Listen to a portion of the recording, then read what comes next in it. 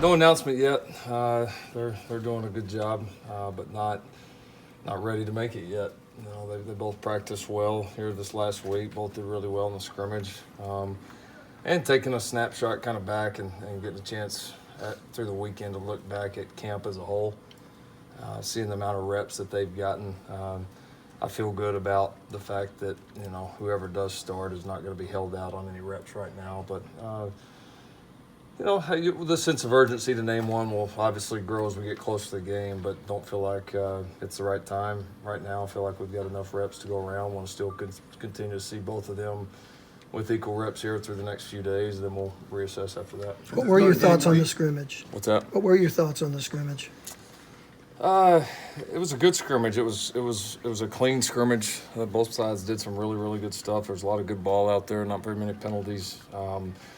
Offensively, the guys started out pretty quick, and then defensively, we really responded. Made probably the two biggest plays in the scrimmages. In the scrimmage, we caused 2 fumbles that we recovered, and so saw some real physicality defensively. Sense of urgency. What about the players themselves? Do you sense them having a sense of urgency of trying to get that job? Definitely.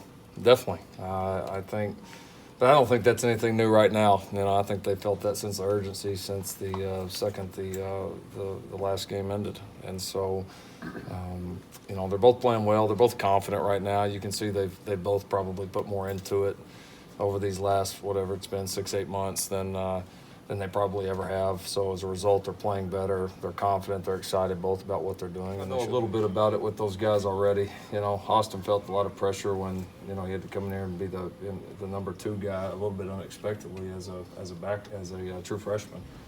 And then Kyler, you know, definitely playing at A&M as a freshman. You know, obviously started a really important game for a championship team last year and did well with that. And so, but I think this is a different kind of pressure, and they're doing a good job. They've really settled in here through camp, and it's definitely been throughout all the years looking back, definitely been one of the closest ones that I can remember.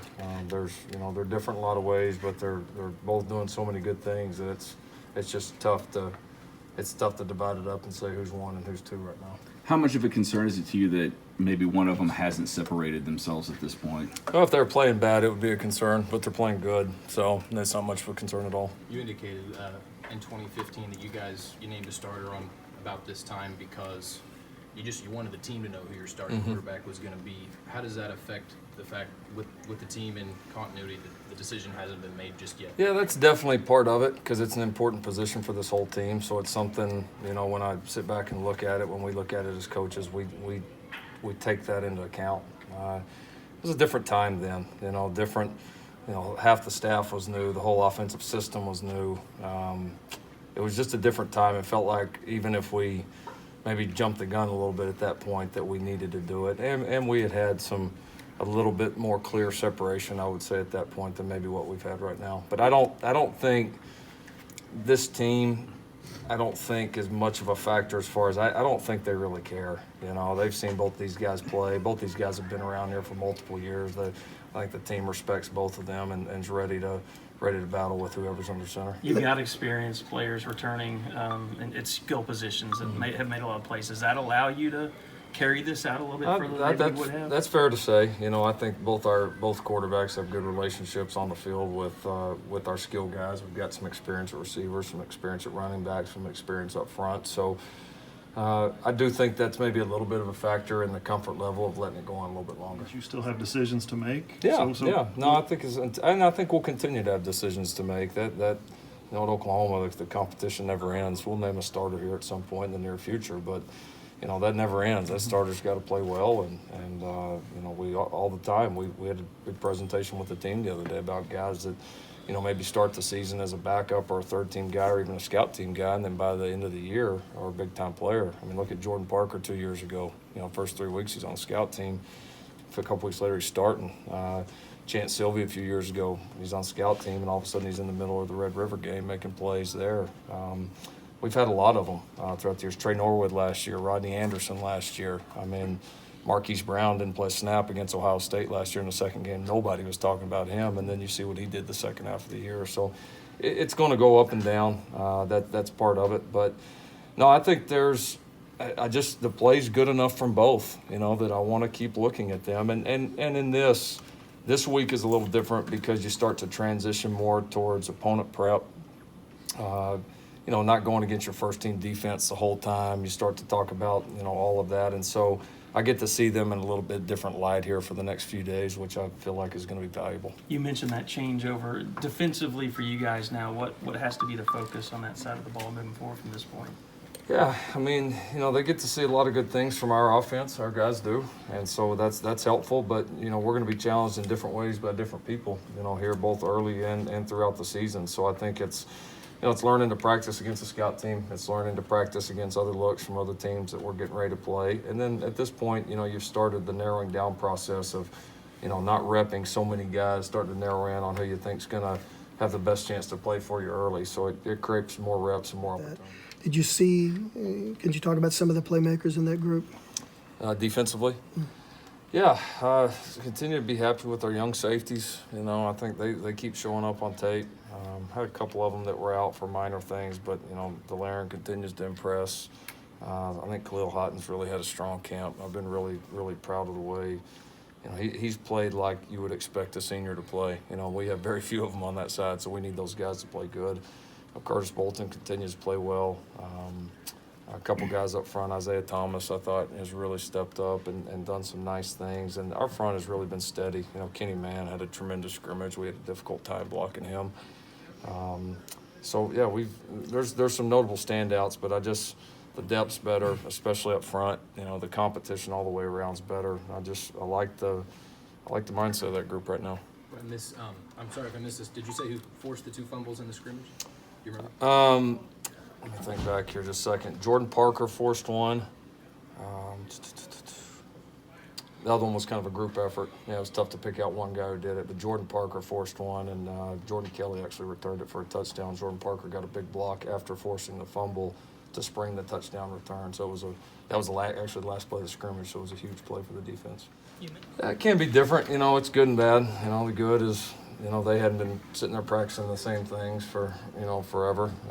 But the tough thing is you got to sit there and decipher on, what you think they're going to do. But whether it's a new coordinator, same coordinator, people are always going to adapt, new personnel. They're going to have new schemes throughout the year. So the first game, there's always a little bit of guessing going in. Neither side's going to know exactly what they're going to do. So you got to be able to make adjustments, and you got to have your kids prepared. After Marquise and CD, who are some of the other receivers who've been stepping up so far? A.D. Miller. A.D.'s had a tremendous fall, playing the best ball of his life right now. I'm just really been pleased with him. It really looks at the redshirt year, at least up to this point, that the redshirt year did what we hoped it would do. He's stronger. He's more mentally tough. He's just grown up, man. He doesn't feel like a puppy anymore, and so he's done well. Drake Stoops has really done a nice job. Miles Tees has had a tremendous camp. Grant Calcaterra, Lee Morris, some of those guys have really stepped up and played well. Do you see Drake Stoops having a role this season as a true freshman? He's got a chance. We've got some experienced guys in there, with Miles and, having Basquin back, Michael Jones, Calcaterra, Morris. I mean, we've got some experienced guys, but he's a playmaker. He is. He's tough. He's a playmaker. Yeah, I'm excited about it. We're doing some things that we really like. I think we've got a few more body types for some of the depth in recruiting that I think are going to make a difference there. And everybody always wants to pay attention to returners. Like, well, if you got a good return game, you got good returners. That's it's like nobody talking about a great offensive line when a back goes this far. I mean, the whole key is how you block the thing. And then, a good returner is going to get you 40 or 50. A big returner, a great returner may take it to the house. But, where our focus has been on the other 10 guys in both return games. And so we feel like we've made some strides, like the depth, like the competitiveness. I've got some, return-wise, we kind of know, like I said, punt returns between CD, Marquise, Rodney, all those guys do a pretty darn good job. Kickoff return, we've got a little bit bigger committee we're looking at right now. Everybody assumes Grant Calcaterra stepped in from Arkansas. What kind of summer and what kind of fall camp do you have? He's done a great job. He has. There's great competition right there between him and Lee Morris. So, I mean, it's Lee has had a tremendous camp. And, obviously Lee made some critical plays for us in big games last year, too.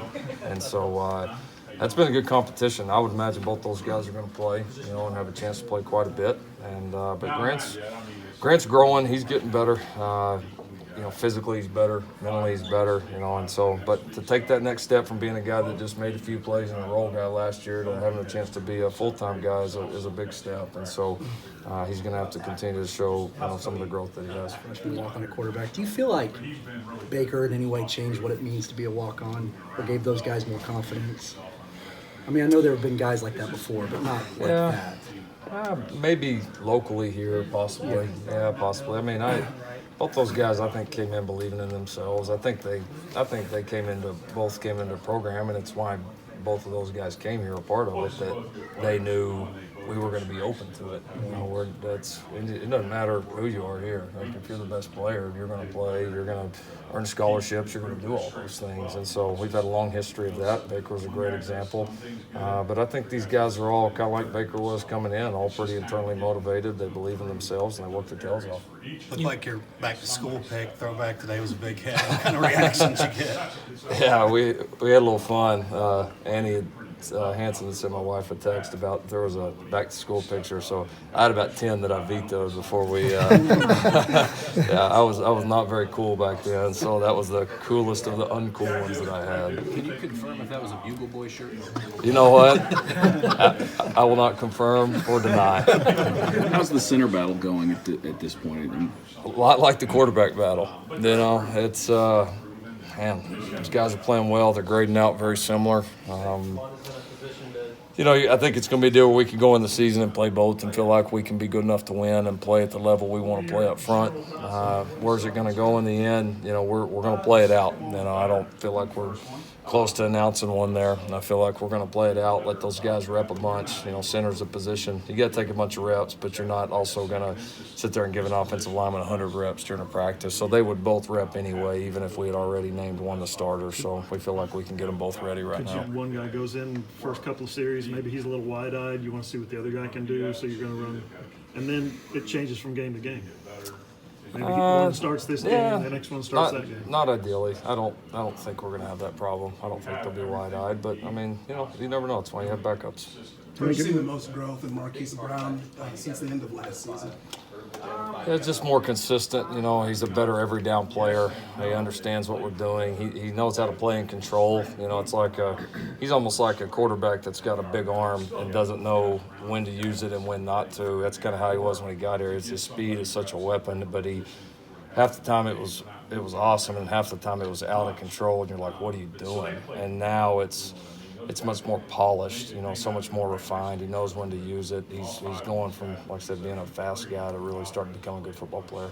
Lincoln, after the Maryland story broke, did that give you guys pause to talk about how you handle those things, either player workouts or just how you treat players in general? No question. It's definitely a different age in that, and I don't have any immediate concerns about how we treat players here. That's always been a focus point. It was for Bob. It was, and it still is here for us. That there's a line. You got to coach guys hard, but there's a line of respect. There's a line of, I think, when you personalize any attack on a player or any language with a player, that's when it crosses the line. And that's not going to happen here. And so, felt comfortable about that side of it. Of course, the working out with these guys, monitoring them as they're in the heat or in the summer, and finding the line between pushing them but also being smart is a big deal. I think we're lucky that Scott Anderson and his crew are so good on that aspect, and they really, with Coach Wiley, have really worked well together. There's been a lot of good harmony there. So yeah, I think it always makes you go back and look and just double check and make sure everything's in order, because it's such a big deal. But makes you appreciate being in a place like Oklahoma. Coach,